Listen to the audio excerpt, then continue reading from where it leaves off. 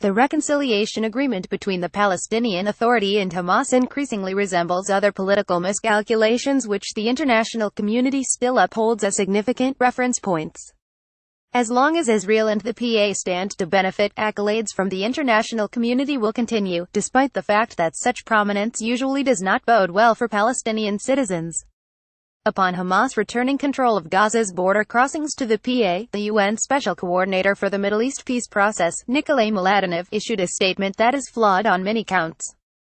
Not only does it marginalize Hamas's major political role in Palestine, it won the 2006 Palestinian elections very convincingly in both Gaza and the occupied West Bank, remember, by completely failing to mention the movement, but it also insinuates that the reconciliation agreement constitutes positive momentum, assumes that PA control of Gaza's border crossings is important for addressing Israel's security concerns, and issues a biased warning against aggression which only targets Palestinian factions in the Gaza Strip.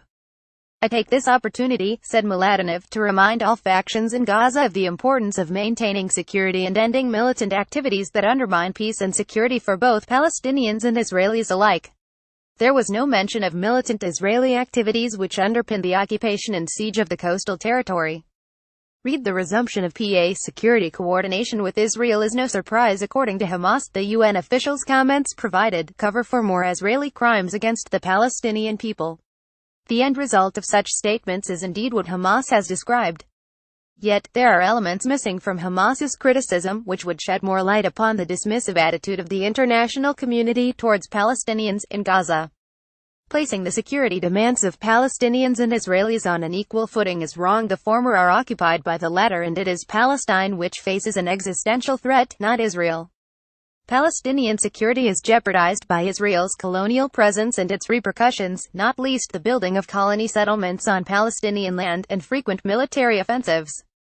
Hence, there is a greater need to address Palestinian security concerns. This is something that has been ignored by the international community, despite Israel's military aggression against civilians in Gaza, which has resulted in the killing of thousands and wounding of tens of thousands more, as well as destruction on a massive scale. Read Rafah crossing to open soon. Palestinian security concerns should be discussed from a resistance perspective and, for once, international law should be applied robustly rather than cited as an afterthought.